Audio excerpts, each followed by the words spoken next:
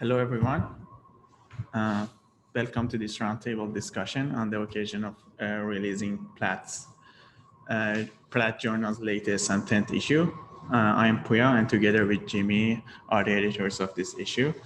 PLAT is an independent architectural journal that utilizes a call and response format to explore and respond to issues in the contemporary scene of architecture. Our discussion today reflects on the theme of the issue Behold. The theme argues that while in our societies, architecture almost always happens because of grander policies and the allocation of substantial amount of capital, it can produce internal criteria and meaning that belongs to everyone as a kind of resistance against commodification, even though the relationship between architecture and the market is built in. Addressing this double-sided potential of architecture, both enforcing and resisting the market, we thought that the dynamic between the beholder and architecture may be parallel to that between the user and architecture. To behold is, for us, to hold the internal qualities of a project in one's consciousness and question the intentions and realities therein. We hope this roundtable starts a conversation that continues beyond our journal. Today we are with 5 panelists: Mario Carpo, Todd Cronan, Gili Merin, Brittany Utting, and DJ, who contributed to PLAT 10. Mario Carpo is the Rainer Banham Professor of Architectural History and Theory at the Bartlett and Professor and Chair of Architectural Theory at Die Angewandte University of Applied Arts, Vienna. His research and publications focus on the relationship among architectural theory, cultural history, and the history of media and informational technology. Todd Cronan is Associate Professor of Art at Emory University. He is the author of Against Effective Formalism, Matisse, Bergson, Modernism in 2013, Red Aesthetics, Rodchenko, Brecht, Einstein, forthcoming in 2022, and Nothing Permanent, Modern Architecture in California from 2023. He's currently completing a guidebook to the films of Charles and Ray Eames and a luxury edition of Minor White's photographic daybooks entitled Memorable Fancies. He's a founder and editor-in-chief of nonsite.org. Brittany Utting is Assistant Professor of Architecture at Rice University and co-founder of the Research and Design Collaborative Home Office. Her work examines the spatial, political, and ecological arrangements of collective life. She previously taught at the University of Michigan as the 2017 and 2018 Willard A. Oberdick Fellow. She also has editorial experience at Log, Journal for Architecture, and served on the board of Cartha magazine. Brittany is a registered architect in New York. Daniel Jacobs, or DJ, is adjunct faculty in architecture at the University of Houston and co-founder of Home Office. His research and writing centers around the labor production and material ecologies of the built environment. He has previously served as the secretary of the National Organizing Committee of the Architecture Lobby, taught as a lecturer at Tubman College of Architecture and Urban Planning at the University of Michigan. Daniel is a registered architect in Texas and New York. Gili Merin is an architect and photographer based between London, Vienna, and Tel Aviv. She is the head of history and theory studies at the Royal College of Arts.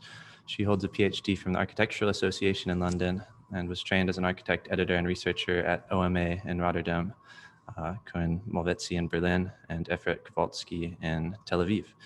Her photographs have been exhibited in the Venice Architecture Biennale, Louisiana Museum of Modern Art, and HKW in Berlin. Her writing and reportages have been published in a number of journals, including the AA Files, The Economist, MIT's Thresholds, The Guardian, Architects Journal, and the Architectural Review, and now PLAT.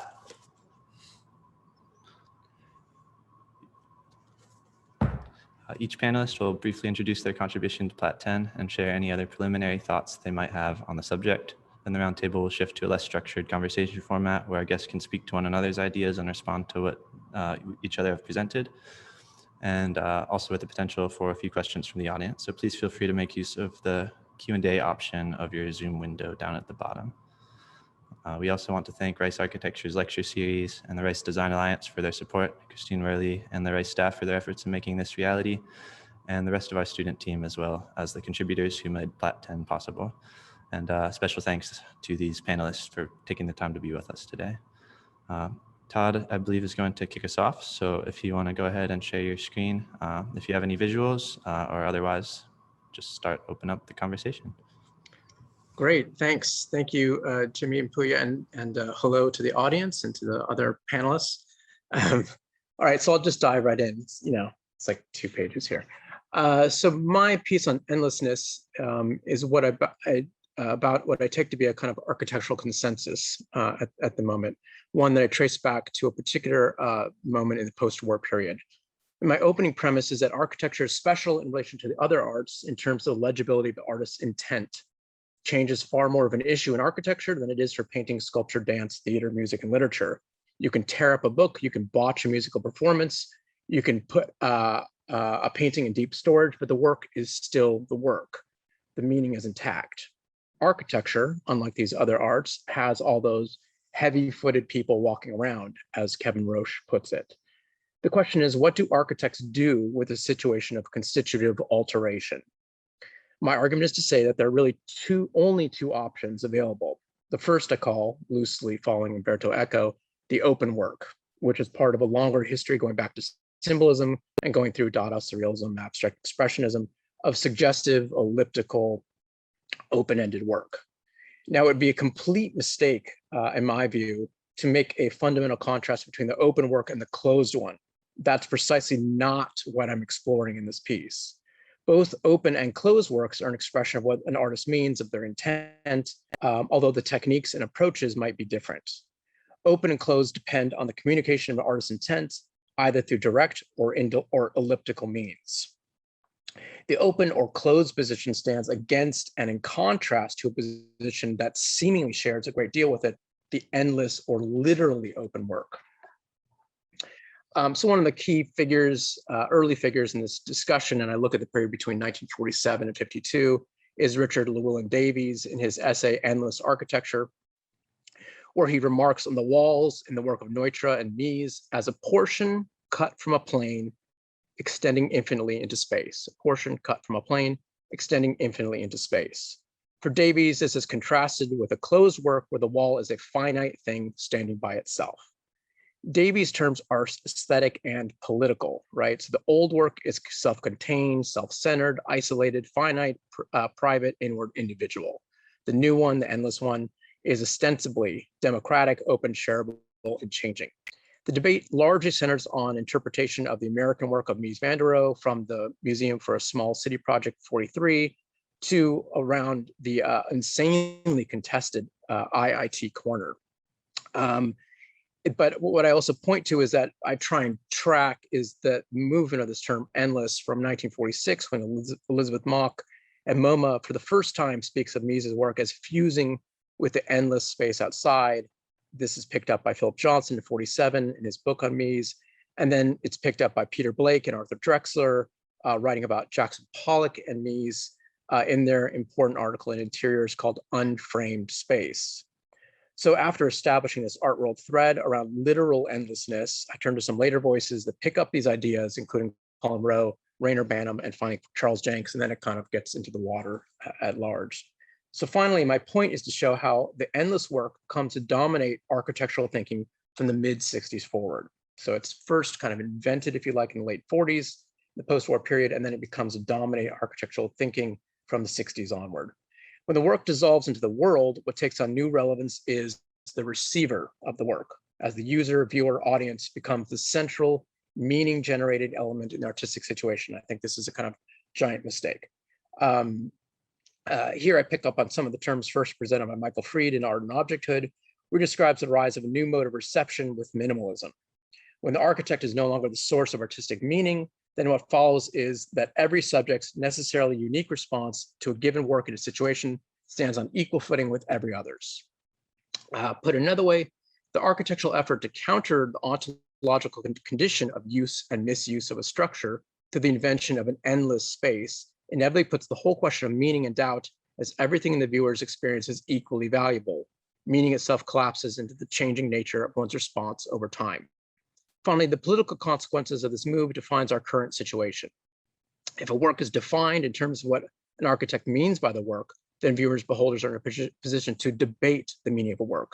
If the meaning is generated by the changing experience of the viewer, then there's no capacity to disagree about the world.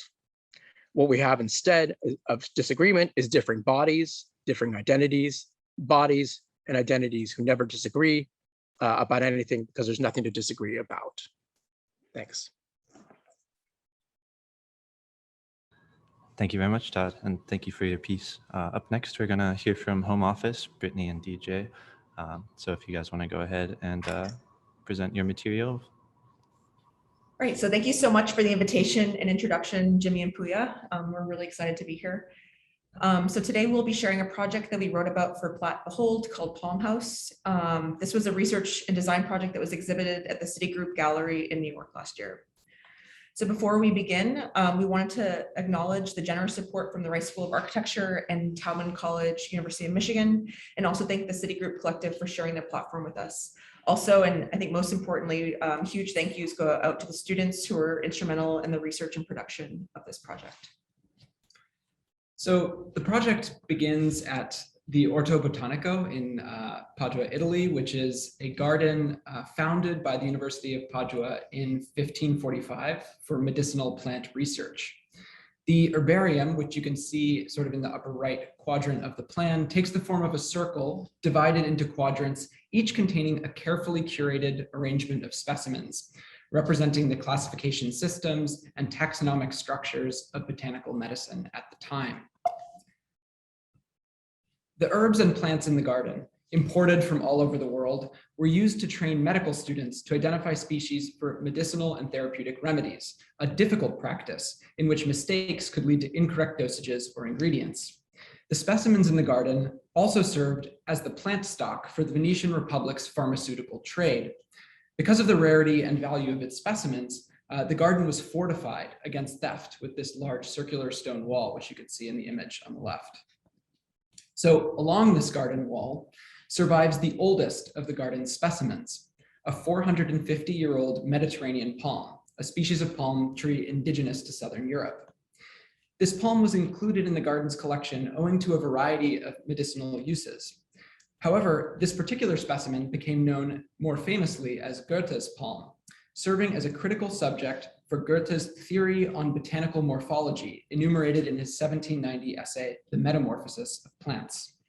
In this text, Goethe outlines a theory describing the relationship between a plant's environmental conditions and its pattern of growth and development. Beyond the strictly formal mechanics of Linnaean classification, Goethe argued that the plant's internal morphological impulse was in constant tension with the plant's climatic conditions, from atmospheric composition to soil nutrients to the availability of water. To protect this scientifically and culturally valuable specimen over the centuries, university gardeners constructed a series of temporary and permanent palm houses to both shelter and display the palm. Each early etchings reveal elaborate structures that were built around the palm each winter and then removed in late spring. And you can see here the view of the garden in the summer and here in the winter when the greenhouses were constructed. Earliest photographic evidence of a palm house structure shows an ornate wood and glass shelter designed and built in the 1870s, which was later replaced by an operable concrete, steel, and glass greenhouse in the 1930s after a cold wave almost killed the palm. And you can see the transformation here. And this is the moment where the palm experienced that cold wave. The current structure that you can visit today was a renovation in the early 2000s that transformed the palm house into an operable enclosure featuring radiant heating as well as large panes of plate glass that open and close depending on the internal temperature. This evolution from an open air structure to an environmentally contingent enclosure reflects in many ways the changing techniques of environmental control, care, and display. So these historical palm houses prompt us to ask, how can the architectural systems of the greenhouse complicate the traditional role of nature as an object of consumption and contemplation? Like Goethe's morphological theories, could horticultural architecture more critically relate its technical forms to its ecological conditions? Continuing the 4 centuries of cultivation that began in 1585 with the planting of Goethe's palm and taking cues from contemporary greenhouse technologies, this palm house project proposes 3 future prototypes to house the specimen. Operating as a proxy for new modes of mediation between architecture and its environments, these 3 palm houses propose a new ecosystem of care and curation, implicating the viewer, the specimen, and the maintenance worker in the daily life of the palm. Palm house number 1 is a circular structure that suspends a series of fabric air ducts around the palm, surrounding it completely. Each duct is connected by hose to an air and vapor compressor controlled by an air schedule. By adjusting this air schedule, botanical technicians are able to create new atmospheric compositions, expelling clouds of gas and vapor to envelop the palm when external conditions stray from the ideal. Calibrating the palm's immediate atmosphere to counter the dangerous particulate clouds, molecular swarms, and synthetic ozones, care workers can curate a more chemically compatible environment for the palm. The architecture also allows the palm to retreat from the touristic gaze, visible only when the ducts are deflated and the atmosphere is safe. The structure breathes, inhaling, inflating, exhaling, and sighing, becoming an extension of the plant's living and sensing ecology. Palm house number 2 similarly responds to the increasing concentration of environmental pollutants that threaten to overwhelm the palm's natural osmotic defense systems. Composed of an infrastructure of filtration panels, the wall assemblies can open and close with a motorized gear system, limiting the infiltration or increasing the ventilation of airborne particulates. By adjusting these assemblages to curate atmospheric compositions, filter dangerous pollutants, and shield the palm from extreme solar conditions, botanical technicians can calibrate the enclosure to mitigate deteriorating environmental conditions. The shingled and breathable envelope is maintained by workers who carefully monitor current atmospheric systems, replacing spent filter units in the structure or operating the facade to open and close in order to influence pollination protocols and particular counts. When fully open, the palm is clearly visible, and when closed, it is abstracted through the mesh filters, once again deferring the possibility of unmediated contemplation during moments of ecological precarity. Palm house number 3 allows botanical technicians to calibrate the palm's balance of heat and light, protecting it from extreme temperatures and lighting conditions as the climate radically shifts. The structure is designed as an open armature that uses solar greenhouse curtains to regulate the palm's exposure to light, while also providing a thermal barrier. A secondary structure, removable wall modules installed with panels of grow lights and heat lamps can be repositioned to provide the palm with extra heat and light as needed. By calibrating heat gain and solar exposure, care workers can adjust and design the spectral output for the palm, protecting the plant from extreme temperature fluctuations while also preventing the harmful absorption of excessive solar radiation. In the eerie glow of the lights, eerie glow of the lights, the shimmering veil of the solar blanket, and the caution stickers lining the access ladder produce an aesthetic of ecological extremes and creating a new lens through which to behold the palm, foregrounding the specimens, increasing need for mediation and protection. The Palm House project also took on the form of an exhibition at the Citigroup Gallery in New York, a narrow subterranean space in 2 bridges in the Lower East, in Lower Manhattan. The low linear space was filled with 3 light boxes that suspended images of each of the palm houses for viewing. From the street, a passerby could glimpse the glowing images hovering in the center of the space. Upon entry, the small scale of the room creates a necessary confrontation between the viewer and the images. The saturated presence of the images worked in contrast to an array of technical drawings and supporting evidence lining the wall. The 50 tablets containing orthographic, axonometric, and detailed information that described the tectonic assemblies, material inventories, timesheets, specifications, and techniques of care that went into the production of both the Palm House designs and the exhibition construction. The representation of these techniques of production and care was also critical in the project's research agenda. Alongside the drawings displayed in the exhibition were texts that documented the role of the palm's caretakers, including how often workers clean and prune the leaves, their watering schedules, and when to add nutrients and chemicals to the soil. Email dialogues discussing the histories of the palm houses and these maintenance protocols of the palms with the head librarians, curators, and gardeners of the Orto Botanico were also represented among the technical drawings on the wall. The exhibition also included a material acknowledgement, which described the origins, mining and refining locations, trade legislation, and regional environmental impact of the materials used to construct the project. Documents examined the supply chains of materials typically used in greenhouses, like glass or acrylic panels and aluminum extrusions, following their trail from extraction to production to distribution.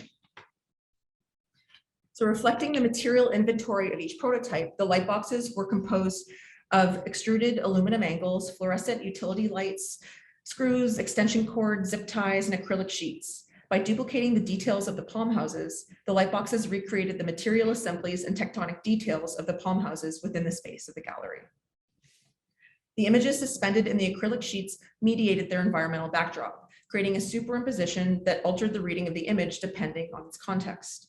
So positioned in the gallery, the images were constantly juxtaposed against a backdrop of technical drawings and documents, staging the architectural object alongside the bureaucratic processes of architectural production, sourcing, and specifying. In addition to the Citigroup space, we also restaged the light boxes in a forest to contextualize the project outside of the white walls of the gallery. Juxtaposed against a backdrop of nature, the artificiality of the rendered images and the technical construction of the light boxes drew this dialogue between specimen and ecosystem into stark relief. The digital images were immersed in the surrounding verdant landscape, entangling them within the messy conditions of a real forest ecosystem rather than a curated space, in many ways moving beyond the original site of the Orto Botanico. So calling attention to its own technical, material, and notational systems, this project argues that architecture can produce a difficult view, a view obscured by the environmental conditions of both the beholder and the object of their gaze. Moving beyond the purely visual encounter, such a strategy calls for a root awareness of both the environmental and technical lineages of architecture. Positioned at the hinge point between this awareness and agency, these Palm House prototypes seek to entangle the beholder into a more textured relationship and phenomenal relationship between architectural systems and the ecologies that they mediate. Thank you. Okay, hi everyone. Thank you, Brittany and DJ and Todd for your presentations. I'm going to briefly present to you the argument in my contribution to the journal. So the title is "The Image and the Caption," and it deals directly with this issue of beholding and the way that we, as visual consumers, behold images. So I began with this quote by Brecht, which is actually quoted by Walter Benjamin, and he writes that the situation is made complicated by the fact that less than ever does a simple reproduction of reality expresses something about reality itself. A photograph of the Kraps factory or the AEG reveals next to nothing about these institutions. So this is kind of my starting point about the history of photography and the question of representation and the beholding of a photograph. And my main aim is to look at photos like this and ask whether a beholder can form an understanding of an image through visual language alone, or is it the creator or the photographer's responsibility to provide a text that is inseparable from the image? Essentially, my question was, can the image be an end in itself? And in order to address this question, I chose to focus very specifically on an intellectual debate that took place in 1970s California between two photographers, Louis Baltz on the left and Alan Sekura on the right, who each presented an opposing approach to the production and consumption of images. Baltz, who was the first one that I'm going to discuss, was one of the 10 photographers who participated in the New Topographics exhibition in upstate New York in 1975. And the exhibition itself was quite modest, both in its scale and the way that people have seen it, but actually it became kind of a groundbreaking event in the following years in landscape photography, because it looked at the man-made world as a landscape in itself and one that is worthy of our attention. Kind of a celebration of this visual language of indifference, something which is both interesting but also boring, something that you see inside the gallery and it kind of sprawls to the outside of the gallery at the same time, kind of scenes of everyday life like gas stations and parking lots, trailer parks, industrial warehouses, motels, and tract homes. And basically what these photographers were doing was giving amnesty to these kind of post-war suburbia that sprawled along the highways. Perhaps the Beckers are the most known from this exhibition. And we see that there is a tendency to aestheticize these artifacts of our culture. Baltz, who is our protagonist, had an incredible series, I think, which is called The New Industrial Parks, and which were all this kind of head-on, deadpan, mid-tone, a sort of kind of flat images of these industrial buildings in the industrial park, often surrounded by kind of corporate landscaping, parking lots that are out of scale. But at the same time, he wasn't being judgmental about it. He was just simply trying to show how these kind of inoffensive and anonymous structures were a bit enigmatic, a bit unknown with their opaque facades. And I would even say there was something a bit troubling about this, these places that Baltz really managed to make beautiful. And he tried to claim that he's being neutral about it. But this abstraction he made and the neutrality is really what induced criticism against him and against this work. Which brings us to our second protagonist of my essay, which is Alan Sekura. And he was a photographer and a theorist who was working by and large around the same time and place as the new topographics photographer. And he really questioned the role of documentary photography, both as a medium of visual communication, but also as a growing form of artistic practice, like it was during those years. And in this book, he made called Photography Against the Grain. One of the essays, he says that Baltz's photographs of enigmatic factories fail to tell us anything about them. So essentially, he's looking at pictures like this at Baltz, and he says that there's so much abstraction going on. There's a pictorial abstraction because literally it has an obvious affinity with minimalist art, which was growing at the time, like Donald Judd and others. But also there's an abstraction of labor because it makes humans disappear from all of his images. And he says that making these kind of photographs is actually being complicit in the capitalist mode of production by creating this kind of beautiful, banal views of these factories. Baltz responded by saying that he's not arguing with this claim of abstraction, because to him, photographs are always an abstraction of reality. They only tell us a part of the story, and that's okay. They don't need to tell us the whole thing. But Sekura really believed that photography has this agency to be critical, political, and to comment on life.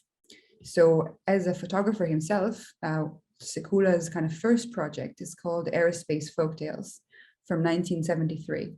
And what this project was is, as you can see, is a series of images with a few text cards, which follows the life of this kind of middle-class American family in Southern California, when the father was fired from his job at the factory of Lockheed. So he kind of follows the father home from the factory after he was laid off, this kind of aerospace engineer. And you see here this kind of juxtaposition of images, or already the engineer and the factory that he's leaving behind. As we move on, he gets to his house. You see him with his family, with his wife, kind of begin our engagement with domesticity. We go in to their house. We see the kind of tenant policy. It almost becomes like a silent film that is kind of showing us the story. Photos of the interior with different memories and spontaneous moments. And gradually we see how this kind of typical division of gender roles within the house is kept, while the father is still coping with this kind of disintegration of the American dream. He spends his time in the evening applying for jobs, or maybe fixing household appliances. And the more we read, the more we understand that this is actually Sekura's own family, and it's kind of an autobiographical commentary on his own family, which really makes us understand that this work, this complex work of text and images, but also this kind of gradual progression of images, positions the domestic at the front line of social change, and the domestic as the place of capitalist production. And we really see here how he kind of imagined it as a disassembled film where each one of the parts had a role. So there's this kind of inner syntax to the whole piece, which we don't see with Baltz. And through this very careful construction, he's managed to raise a constellation of themes such as labor, class, industrialization, and gender, and even to kind of invoke this kind of issues of visual semiology and the role of the artist within society. And if we go back to Baltz, we can see why Sekura criticized his work, because there is no narrative here, there is no syntax. You can remove each of the images, replace it with another, you can expand the series forever, just reduce it to one image, and the message will not be lost, because it's a series, essentially. But I also think that this approach cannot be dismissed, because something that Baltz did here in this series is make a visual argument. At least that's what he claims. His kind of seriality of imagery and the kind of consistent style is really a commentary on how these places appear in our landscape. So maybe he even criticized them without using words in a way that makes words, like as those used by Sekura, kind of superfluous, because if you're a photographer, maybe you can use visual language as opposed to having to introduce text for everything. So I think it's interesting because if you look at the photo stylistically and thematically, maybe they're not so different. After all, they both come from the same school of photography. They're both influenced by Walker Evans. They both have this kind of frontal, distant attitude to the photos, this kind of calm images where nothing really happens. But at the same time, the way in which they're being beheld is different. One is made of units and one is narrative-based. One is kind of distant. And one is autobiographical. And I think that there's no right or wrong answer. And in my essay, I don't choose one over the other. But I'm really happy to raise this question at this time now when we're really surrounded in social media, but also in the streets, in urban space, by images that are kind of very seductive in their quality. And they're also reproduced without really care, without context. And I think that's something that needs to be questioned, is how do we consume these photographs? And if us as image makers, whether it's architects or photographers, should be able to provide context of our images or not. That's it. Thank you. Thank you, Gili. It's a fantastic presentation. And we will then move on to Mario, and then maybe we can address some of these questions that you've already started to raise here.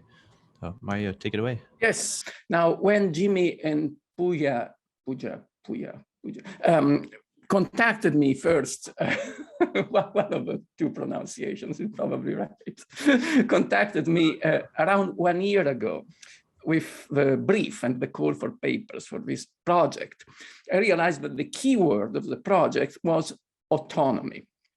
And I also realized what I have been mulling over for some time, that this term autonomy is very loaded and it is deeply controversial and ambiguous because we use it in architecture, but it has at least two very different sets of meanings. One belonging to political history, one pertaining to architectural theory. And these two fields of meanings are constantly merged and conflated, and this creates some confusion. Now, in my little piece, I address chapter 1, so the meaning of autonomy in political history. It's a story I know well, but as a participant, not as a historian, because I was there, it was happening around me. Italy, late 70s, when I was a student, but the story I tell in the piece, and you can read it, just let me offer some context to that story, which I didn't write. Around that time in Italy, the Italian Communist Party was transforming itself from an old Marxist, Stalinist party to a modern social democratic Euro-socialist party.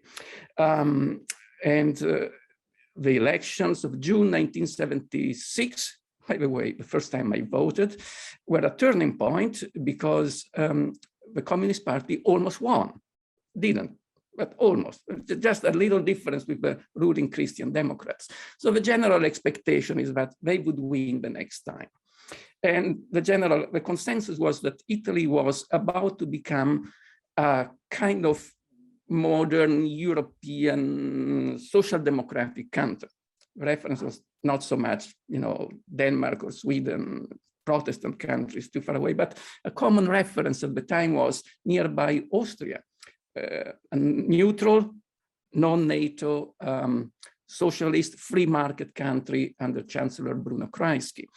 Now, this transformation had many enemies on the right, evidently, but also oddly on the left. And the enemies of this social democratic transformation of the Communist Party on the left coalesced around the autonomous political autonomy movement, which today is always seen as a movement of a new left. But at the time, that was not so clear, insofar as the autonomy guys had the Communist Party as their enemy of choice. On campus, in the universities, that was self-evident. It happened almost every day. There were regular beatings, meaning the communists were being beaten and the autonomists were beating them. Meaning, breaking chairs and throwing people out of the window, this kind of stuff. And 2 or 3 years later, the Red Brigades, who to some extent derive from early autonomy, started actually shooting at communists. Now, you wouldn't think that a group which is shooting at communists is a communist. Well, it's complicated, but this just to give you an idea. And the intellectual wing of the autonomy movement was discovering and endorsing a new philosophical field. We didn't have a name at the time. Today we call it complexity theory. At the time, the name was not yet there, but it was clearly an alternative to the Hegelian philosophy of history, hence in opposition to Karl Marx's dialectic materialism. It was an anti-Marxist philosophy. End of the story. How does this relate to architectural theory? Well, you tell me, because it mostly doesn't.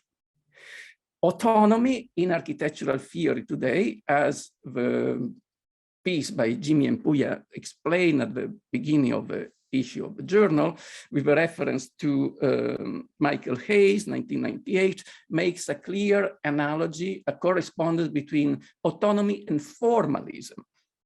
Now, I could make another quotation, not 1998, but exactly 20 years earlier, by the founder of formalism in America, Colin Rowe, College City. I have a quotation here so I can read it, when he claims architects should re-establish a skeptical distance from big visions of social deliverance. What does it mean? That architects shouldn't care about society. This is the founding act, the stepping stone, the beginning of the idea of formalism. Forms are separated from everything else, and particularly separated from politics. Form and politics belong to two different worlds, which means that in architecture, for example, you can import the form of European modernism from the 20s and separate them from the toxic political environment where they were born, the Republic of Weimar. Most of the architects who invented modernism in the 20s in Germany were socialists. You import these forms and you forget the political motivations of these forms. They are pure form. Forget about the politics which motivated their birth. If you share this view, you can study Terragni's Casa del Fascio and spend your life making formal analysis of Terragni Casa del Fascio without even ever mentioning once in a footnote that Casa del Fascio means the headquarters of the Italian National Fascist Party. If you're a formalist, that's irrelevant. Doesn't even deserve a footnote or a caption. Never mind that that building was commissioned by fascists, paid by fascists, used by fascists, and fascists liked it for a while, at least. So isn't that, well, anyway, if you're a formalist, you don't care. Now, if you are a Marxist in compensation, this view of formalism is problematic, because if you're a Marxist, you believe in the separation between base and superstructure. Base is politics, ownership, society, superstructure is philosophy, art, etc., etc. There is no autonomy in this world, because the base determines the superstructure. The superstructure is the emanation, the manifestation, the epiphany of the structure. It reflects it.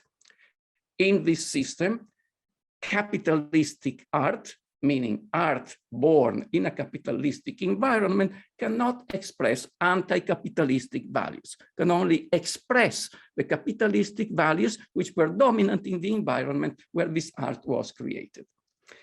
Well, of course, we can all think of many exceptions to this rule, because if we try to live by this rule, we can do pretty much nothing. So we have to look for exceptions, we find them, and we try to multiply them. But let's bear in mind, for the sake of the argument, projecting this paradigm to the limit. If you push it to the limit, you understand what you should not do.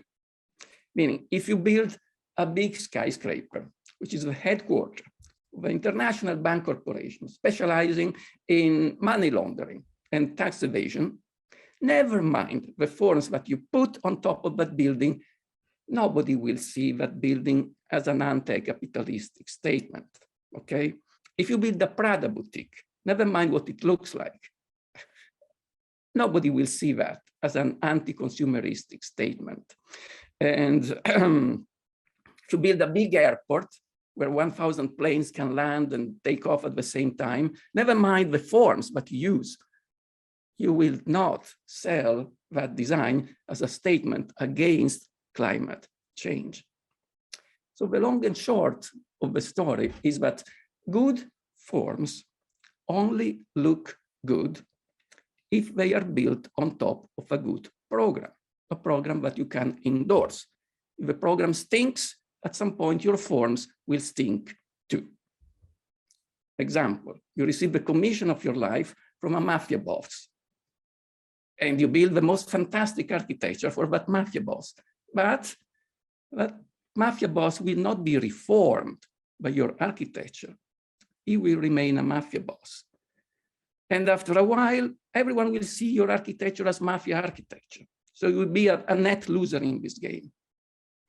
So to conclude, my 2 penny worth of wisdom on the topic of the autonomy of the beholder is, and I repeat myself, good forms only look good if they are built on top of a good program. There is no autonomy in this field. If a program stinks, drop it. It's difficult, sometimes it's impossible, but it's probably the right thing to do. This is my last word for my, speech today. Looking forward to the discussion.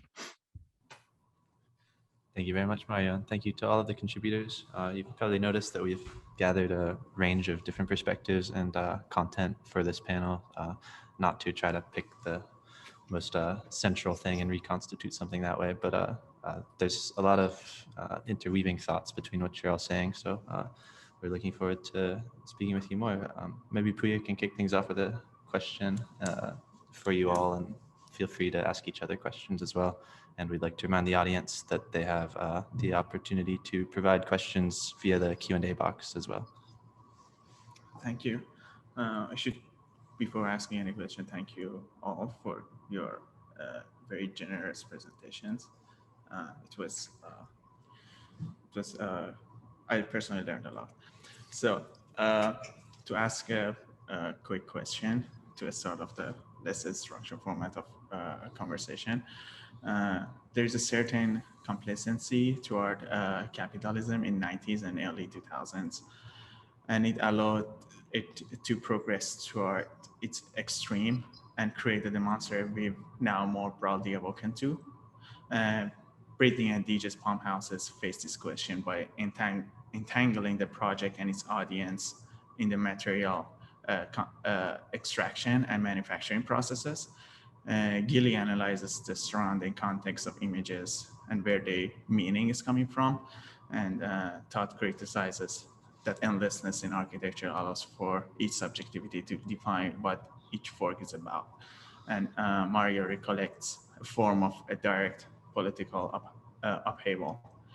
So can all of these be avenues where design can find critical distance and push back on its economic reality without retreating from it? Please feel free to say whatever, and we can continue. Whom are you asking? I'm asking everyone in here, but please. I think you're asking Brittany. Brittany looks like something being asked something. Wait, Gili, did you want to say something? I saw you do this. No, I wasn't. You go ahead. I'll go after. I mean, that's the biggest possible question, I guess. And so maybe an interesting space to kind of chip away at. And I guess maybe just to talk about the Palm House, I guess the Palm House sort of existed in 3 modes, or like we looked at it through 3 modes for the journal. And one was like, we produced a design, like a sort of a speculative design of the Palm House. we produced images and drawings of that project, and then we produced an exhibition, like a built work, right?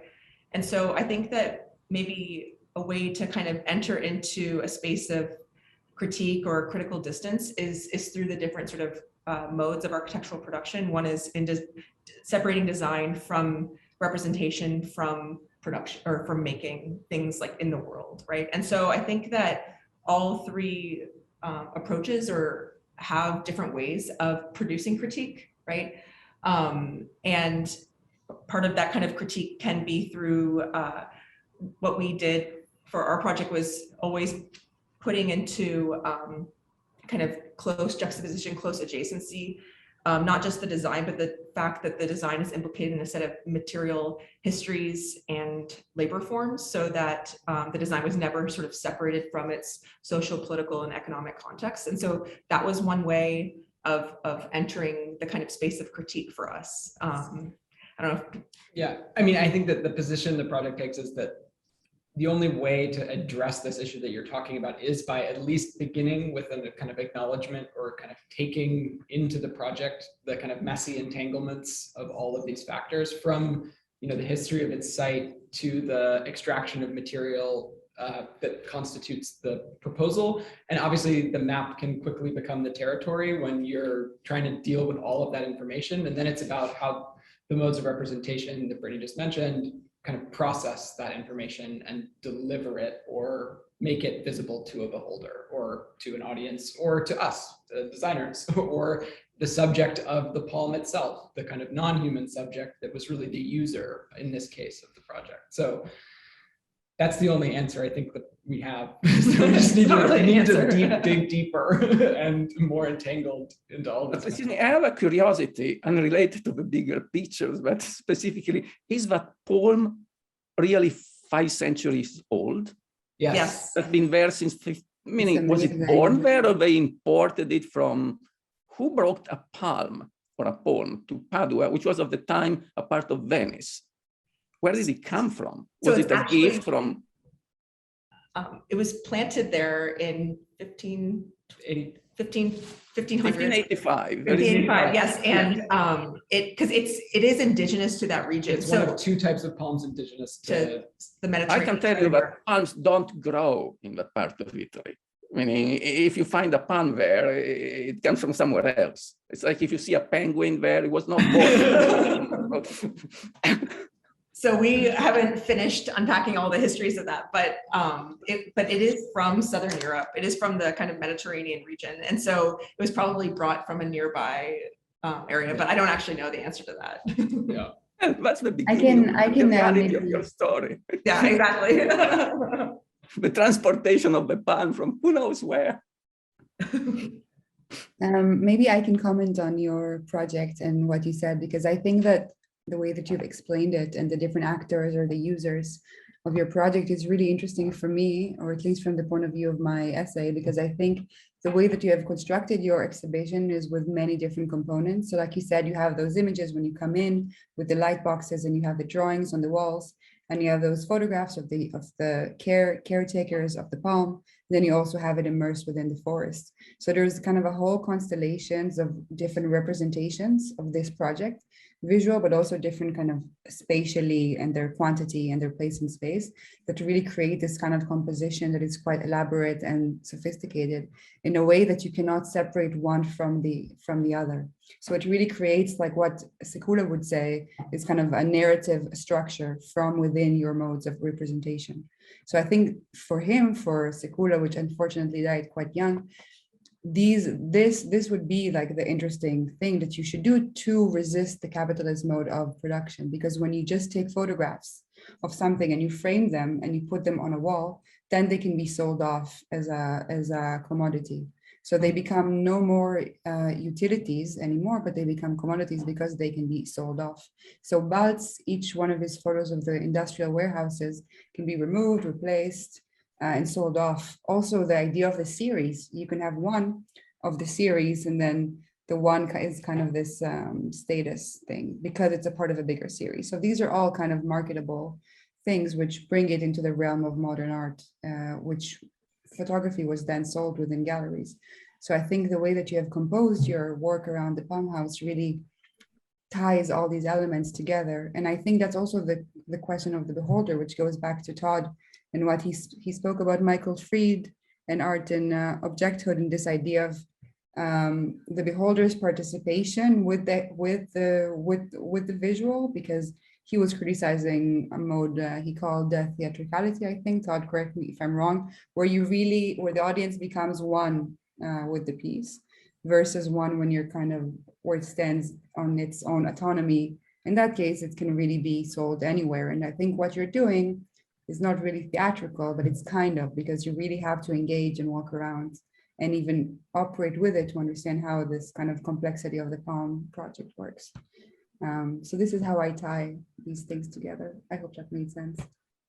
But I think we really need to think about how photography can be anchored to, or photography or any visual can be anchored to each other and to a text in a way that you cannot separate them from each other and then endlessly reproduce it on the market. That's it. Maybe I can add something to that. I guess, so the question for me is like, what would be an anti-capitalist art, right? So what is the capitalist mode of production?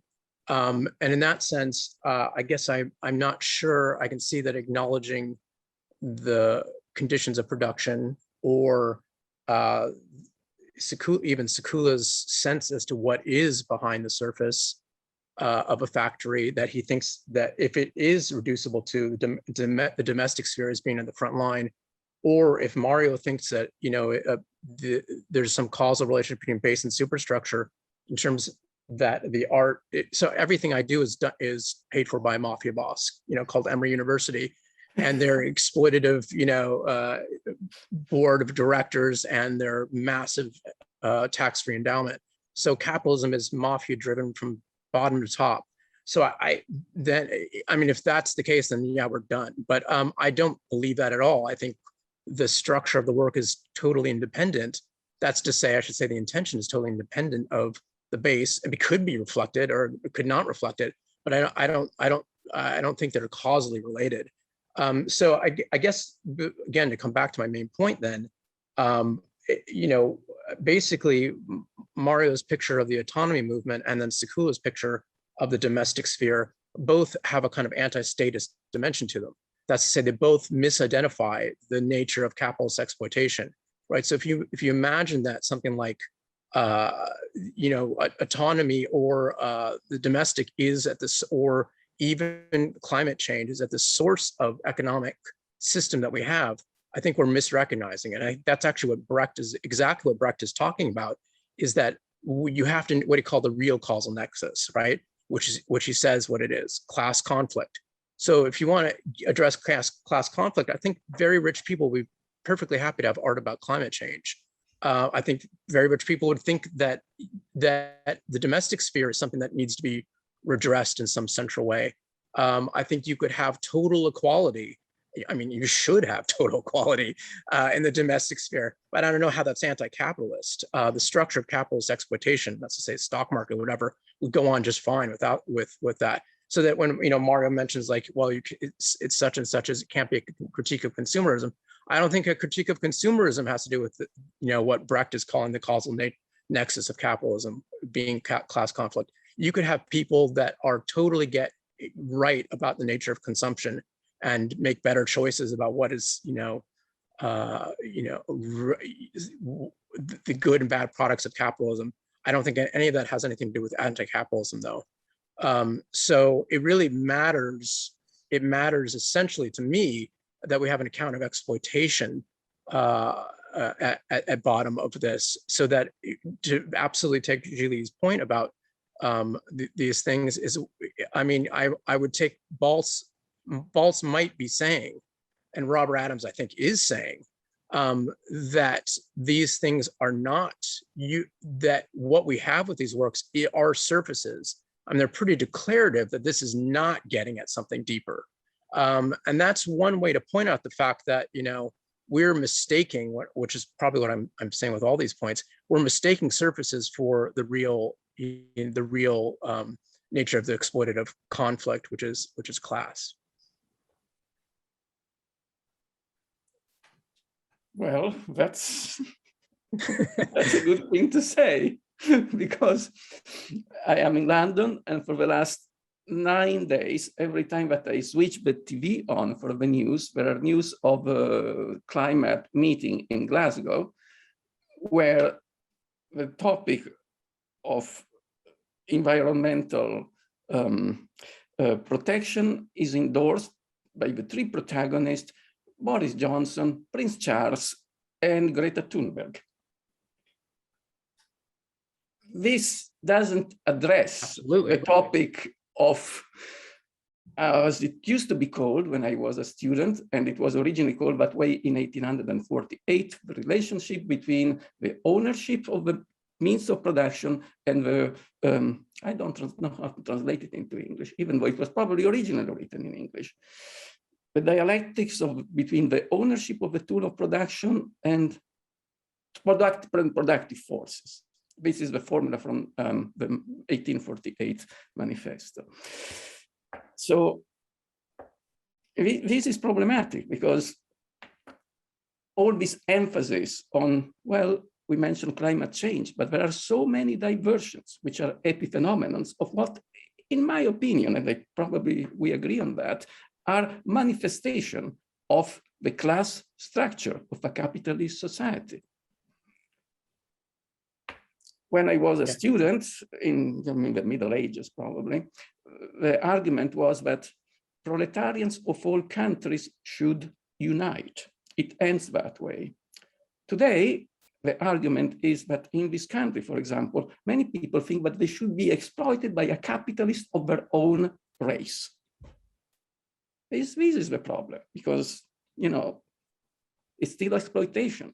Never mind if the person, the capitalist owning the tools of production you're using, speaks your same dialect or has the same color of your skin. But we are all being obliged to address these topics to the detriment of what, in my opinion, should be the core topic: who owns what, not the race of who owns what. But I think that Sekura was trying to resist capitalism through his own work. I mean, his first work was really about this realm of the domestic, but his future works was about the school as a factory. That's one, so about the education system. Then he had one about Canadian banknotes and the Bank of Canada and the way that the landscape has been exploited and commodified. But he was doing these projects using images and text and a lot of kind of political intention. He was highlighting artists like Martha Rosler, for example, who did incredible things in New York City until today. But then, of course, Baltz said that Sekura is not a photographer. He's a theorist and an activist who works with photography.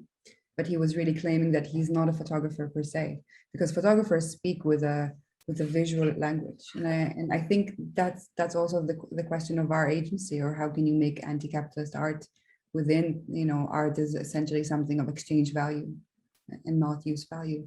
So I think that's also a question that we should definitely consider, if he was a photographer or an artist or simply an activist or somebody who makes theoretical arguments by trying to resist not just the violence of capitalism, but also what stems from it, which is violence against women and land, and in extension to that also climate, of course. Is Baltz still alive? Yes, I think he's in Italy or something. I think he was born in 45, so he's still alive. He had a series of kind of later works in color that did not get as famous, of course. Many of these photographers, like Stephen Shore, are still active today, of course, from that exhibition, but I don't think any of their works has gotten the same attention and kind of powers. Do you know if he ever started, did he ever started using digital photography? I have no idea. But he did respond to a lot of what Sekura wrote about him. So that's also interesting, because today these debates almost never existed. Like you have these two photographers writing about each other, criticizing each other, both like in the mid 1970s. So he was aware of the severe criticism of Sekura, and he kind of embraced it in a way. And Yeah, in the 70s, nobody could anticipate, but there was a Leviathan around the corner, a new tool which would enable photography to persist as something that looks like a photograph, but it is not made photographically. I wonder how protagonists of late modernist photography reacted to the rise of a non-indexical photography. Did either, well, one of the two is dead. Did the one who is still alive ever state his position? Do you know if he ever took a photograph with his phone? Yes, Stephen Shore, for example, he's not one of these two, but Stephen Shore does a lot of iPhone photography. I think he's quite big on Instagram as well. So way too much. And way too much. And he's also doing drone photography, which is a bit disappointing to me. But I can tell you that my own photographic work is only analog. So maybe that's you're true to bring it but the back. point is, when you started making photography, photography was already digital. So yours was an ideological choice. You chose to use a tool which was no longer, meaning you could choose. These people didn't have a choice. For them, there was only one photography. They wouldn't know, but only a few years later, something would happen which would completely turn the tables upside down. But who could anticipate that? So for them, it was how do you react to a technology which is appending the tool of your work. You had a choice. You could choose. I agree that the digital photography changed things, but I don't think it turned the table. And I think if we look at the work of Brittany and Daniel, I think it has the qualities of, I mean, the fact that it was made digitally, some of it, and some of it by hand, and some of it by drawing. I don't think it really kind of majorly changed, because I think that the conditions of taking a photograph where you stand in front of your object or stand in front of a landscape and you click is essentially the same. It's just maybe you produce less. I go on a day of photography and I do maybe 40 photos as opposed to thousands before when you're with your iPhone. So maybe 10 would be good. What happens outside of the camera? What happens outside of the camera has not changed. It is still the pyramid of vision, but Leon Battista Berti. What happens inside the camera has changed because.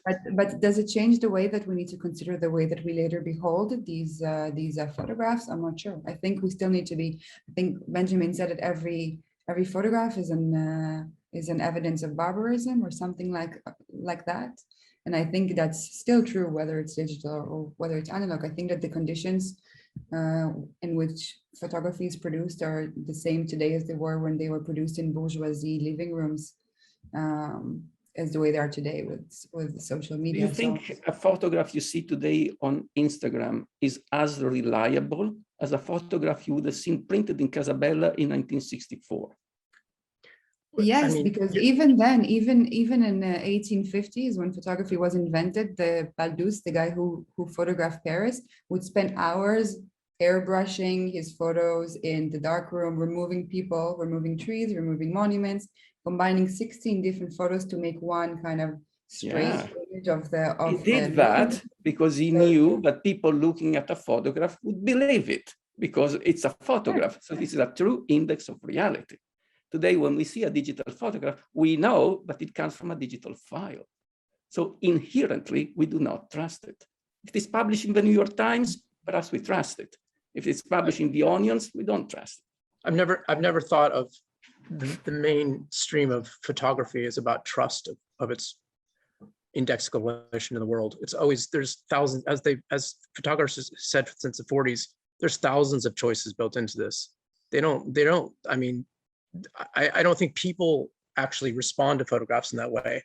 The sense that there's some kind of, truth telling.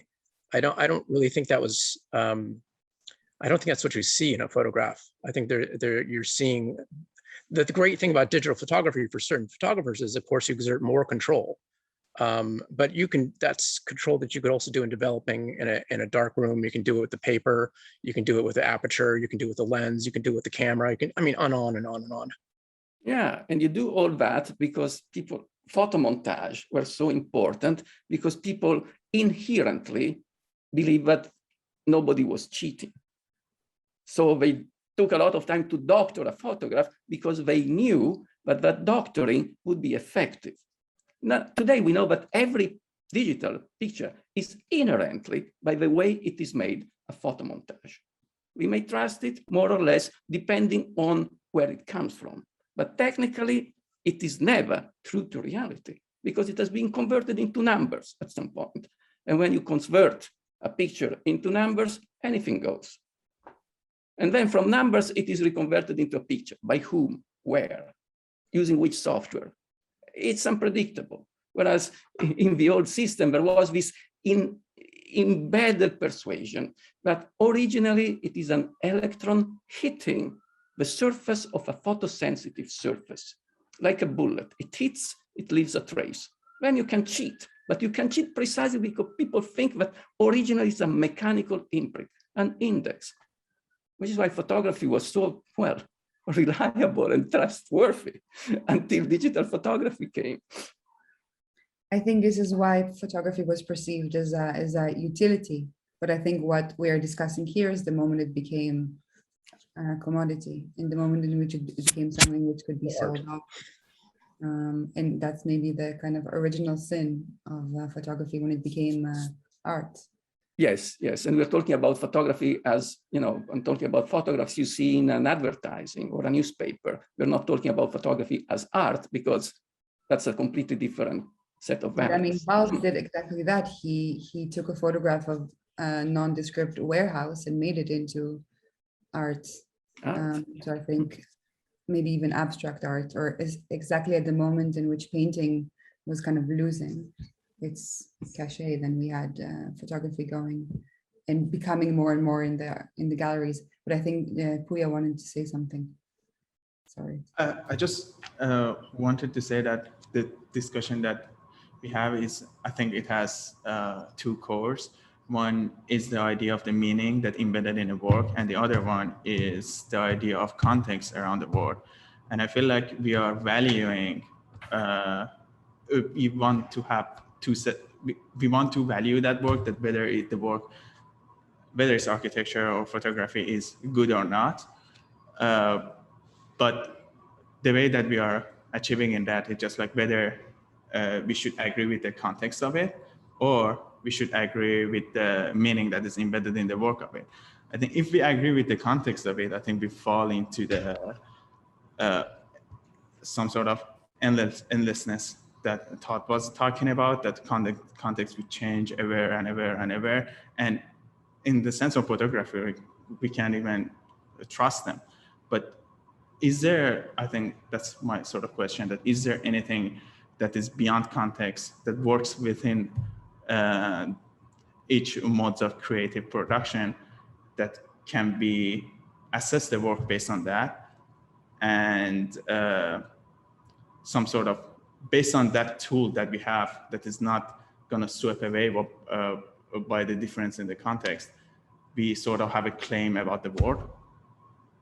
Is there anything that is embedded in a work beyond context?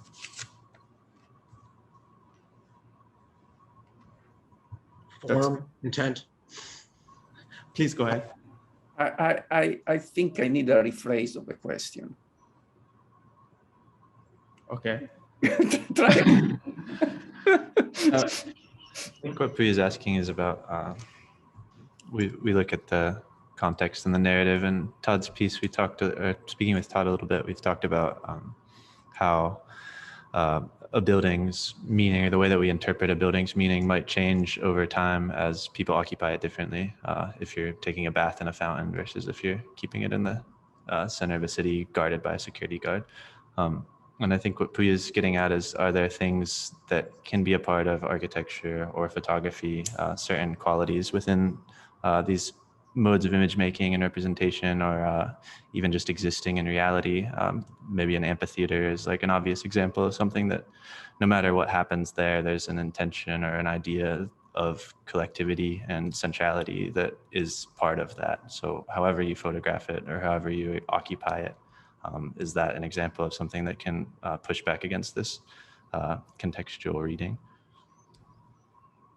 I mean, I could say very briefly, I think every utterance by anyone ever is not the meaning is not in the context. So if you have an intent, if you have a meaning, that's not altered by the reception of it. So if someone misunderstands you, it doesn't mean that you didn't say something. The intent and the form, I think, are immune. This is not a qualitative claim. This is what I take to be an ontological, philosophical reality. So what someone means when they make something is immune to alteration, for good or ill. That doesn't mean that there could be all kinds of very interesting complications. That is to say, most of us, and artists included, redact or retrospectively figure out what it is that they meant. So in a kind of psychoanalytic way, what one means when one says something is probably not very clear it's not clear to me often, but it's probably not clear to a lot of us. So that over time, perhaps, or through other people, we get some clarity about what it is that we meant, or better understanding, a deeper understanding about what we meant. But I don't think that changing set of circumstances alters the nature of the intent. That's why psychoanalysis exists in a way. It's not like when Freud gives you an interpretation, he's changing what you mean. He's telling you that's why he called it an unconscious intent. But that this may not be there might be disagreement on this point. And if I interpret your question on the basis of what I know of your brief, I think you're still circling around your main interrogation, which is to what extent are there strategies, are there tools, are there tricks, are there ploys, whereby you can separate the meaning of architecture for the beholder to the function it has for the user.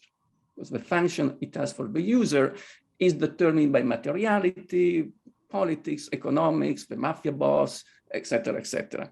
But if you find a way to separate that contingency from a timeless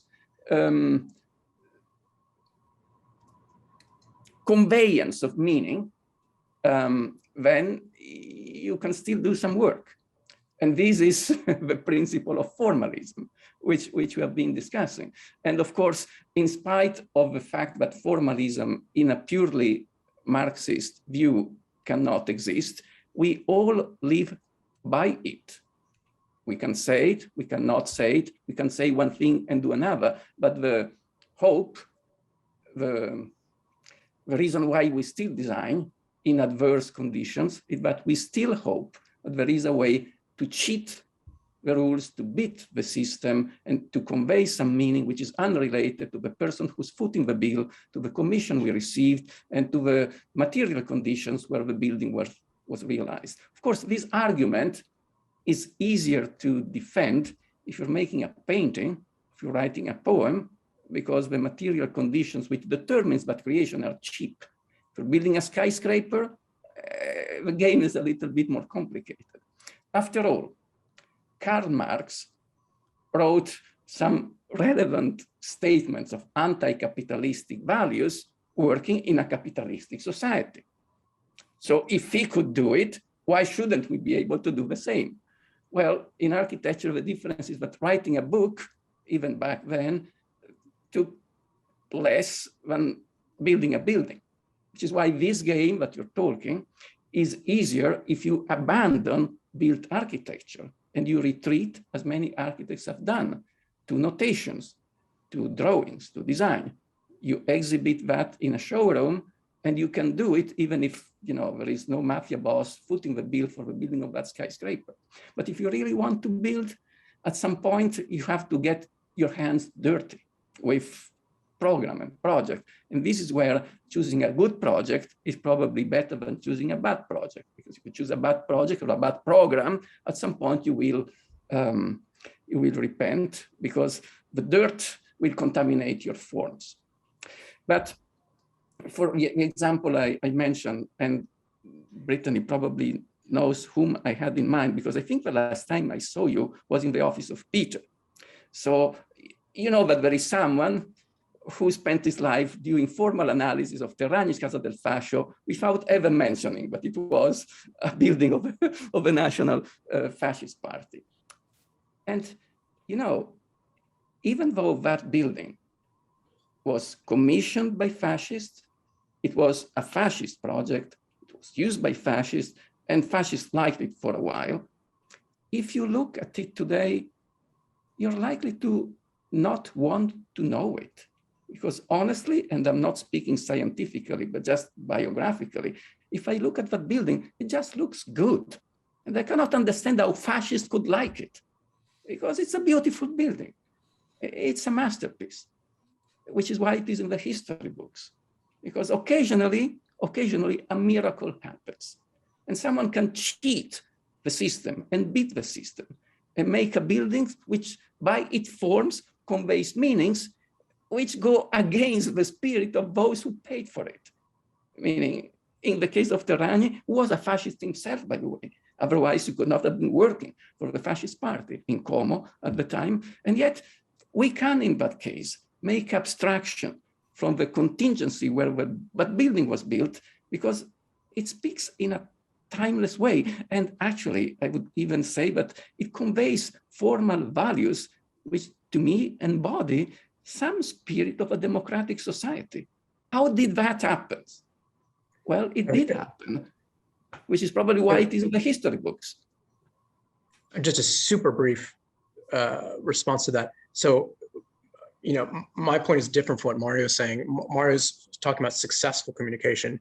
When is it that someone's been able to successfully outrun their conditions of production? My point is, like, if I were to start speaking Polish, assuming no one here knows Polish, probably someone does, but if I were to start speaking Polish and no one understood me, I still said something that is true and mine and existed regardless of its reception. So it's contextually not reducible. It's not reducible to its reception. And I do think that is how architects often think about ways that they can have that are separable from the I mean, think of Mies's Crown Hall. The point of Crown Hall is that the inside, the quote unquote universal space, you can do whatever you want with it. It's just you can make it a car dealership, you can make it a religious institution, you can do whatever you want inside of it. The outside of it, though, is his, and that's not changing. So I think that they are certainly thinking about how use and misuse can be outrun. But as I say, there's also the kind of philosophical position which says that this is always part of any action is outside of context on some level. And also, you know, today the Casa del Fascio is a police headquarters, right? And it is actually being misused in some ways. You know, the original design was the entire ground floor was meant to open up so that people could kind of go through and participate in a kind of political spectacle. And now it is still a fascist building in that it is a police headquarters, but it is its kind of architecture itself has been misused to kind of produce a kind of a more of a fortified inward looking space where the public only has access through kind of very sort of particular moments of permission and architectural study. And so I don't know. Yeah. I mean, I think that Jimmy and Puya, the kind of question about this anxiety or this tension between context and meaning that we're trying to tease out, or the kind of authorship of the architecture and its permanence in use by the user. I mean, I think in Todd, your piece, when you talk about the kind of image on the wall in the Neutra building and the kind of specification, the kind of ridiculous specification of the kind of the post-occupation of the building, that's the kind of anxiety, or everyone that, I mean, at least I'm interested in terms of the architecture that's being produced today, responds with anxiety to that to an extreme degree, where, you know, the ambition is not one of kind of like a permanent transformation through the architecture of a society necessarily, because we understand those contingencies are real and that we have to remove that type of control from the design intent to a certain degree. So it's kind of, you know, the relationship between communicating an explicit narrative through architecture. You could think of it in relationship to Sekura's narrative photography, which, although was very personal in architecture, you can't do that anymore because it doesn't convey meaning beyond the author itself. But then maybe something like Baltz's absorption or kind of objectivity is something that I don't know, it kind of takes a step back, allows the surface to exist and apply pressure and speak with its own voice, but it also allows for a multiplicity of meaning. So I think that you hit on the nail of the anxiety that we have today in terms of how we produce, but it's an open question. And also, like with the Baltz, and Gili know way more than I do, but to me, that although you can eat, I think it's very straightforward to argue that it is depoliticized because it's the people are absent from it. It is serialized.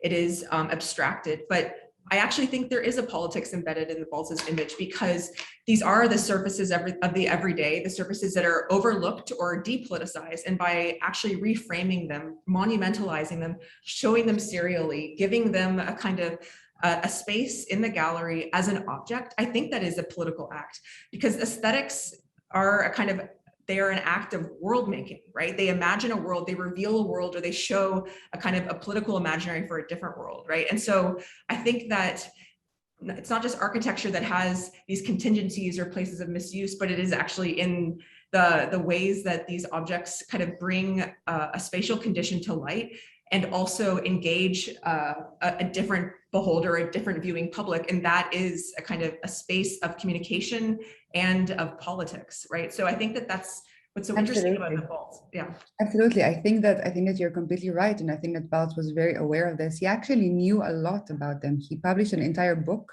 where he just researched this industrial parks and really understood how they work. And Sekura criticized the fact that he called them industrial park, which is not a park. It's not a site of leisure. It's a site of production. But nevertheless, Baltz was saying that he's not trying to theorize these places. He's trying to understand them. And I think that his visual series really makes you understand this kind of sensation of the replicated warehouses, the kind of opaque facades. And he said in one of his interviews that you don't know what they're producing, if it's pantyhose or if it's Megadeth. And maybe it doesn't matter, because I mean, this kind of anonymity that he shows is really a part of what these structures are. So he's really, it's not about a narrative, it's not about theory, it's just about making something understandable, making something legible in a way. And I think that's why his photography is very valid. It's very powerful. It really creates a visual language that doesn't require text, doesn't require words. It can be a language of, something else, the same language that we as architects speak, as creators of form and shape. And we never stand next to our buildings and explain it with a text. Maybe we create different compositions which work together, but essentially we do rely on the agency of the visual alone. And the problem here, the problem here is that Sekura says that any visual reading is always culturally contingent, and that's why you need to add this text. But I'm not sure. I think he was too strict about these things. I think that his criticism took it too far, because there are things which are universally can be understood even within, or even especially because of these abstractions, that they can be removed and understood in any kind of cultural context. And you talked about how the photograph of the industrial building shows nothing of its content. Well, the building itself shows nothing of its content, right? And so by actually making legible and explicit the abstraction that's already inherent in those architectural forms, that's the moment of critique. That's the moment where it kind of talks about an architecture that participates in these political economies, right? It's ubiquity, it's its abstraction, it's its banality, and it's the fact that it can be serialized, it can be reproduced as a kind of object of abstraction. I think that's the moment of kind of critical, it's a moment of critical entry point for those photographs. Yeah, the way that they're being produced is the same way that these warehouses are being produced. They're kind of serial, they're open-endedness, they're everywhere, they're sprawling along the road. This is exactly this thing, that the language of the image is the same language, is the same as the content. So content and form are really one in this case. Yeah, you're absolutely right. Although the Baltz images are wonderful because there's so much pleasure in the bizarre. They're not neutral. They're strange and otherworldly. They're so. I would love to have one of those images. Like really, I mean, they're amazing. Although they're made from 35 millimeter, which is really not such a high. I think that they're quite small. Yeah. But they're, to be honest, they're amazing objects. this is the work that Brecht was responding to, right? The Albert Renger-Potch. The problem is that maybe the difference between Renger-Potch and Waltz is, of course, Renger-Potch captioned with, like, the world's beautiful, which made the analysis which you just raised, and I totally agree, harder to make.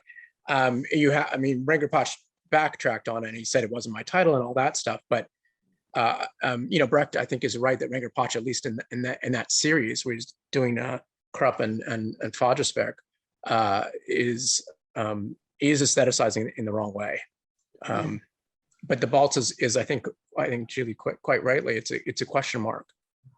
And I love the idea that Neutra and Sekura are kind of on the same team here, not letting go. It's a great. I think also it's not. Yeah, I just want to say it's not just about the caption, although my piece is called The Image in the Caption, but for Sekura, it was not about making photo essays or captions. It's about getting a text that would really subvert and change and kind of make even a different reading of that image. So it's not just about captioning. It's like what Walker Evans did with Let Us Now Praise Famous Men. It's what Martha Rosser did with the Bowery. So it's not just about descriptions. It's really about making open kind of field of associations between them. Yeah. Sorry, We guys. don't hear them. I think Jimmy, you're muted. We don't hear you. Oh, you could see me speaking. Very attentive. Thank you. We're starting to run a little bit low on time, so we might have to start wrapping things up. I guess if anybody has any thing burning on their minds that they just want to say, please just jump in now. But if not, we can go ahead and wrap up for the day. And the conversation can continue in the book, which is now available on our website, and which we'll send to all of you contributors. And with many thanks for your time and your efforts therein, and also here today.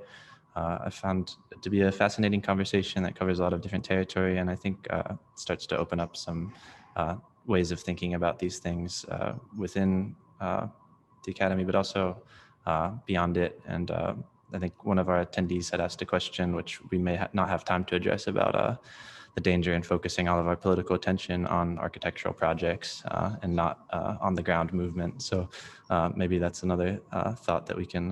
One should not do that. No. Yeah.